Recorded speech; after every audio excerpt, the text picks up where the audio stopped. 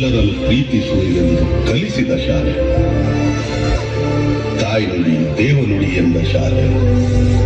ಈ ತಾಯಿಗೆ, ನನ್ನ ಕನ್ನಡ ತಾಯಿಗೆ ನಾನು ಚಿರಋಣಿ.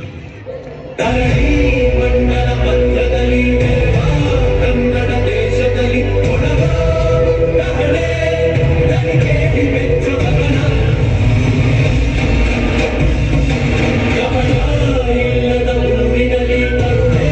ತುಂಬಿದ ನಾಡಿನಲ್ಲಿ ದಿನವೂ ಜನವೂ ರಣಕಲಿಗಳಿಲ್ಲಿ ಜನನ.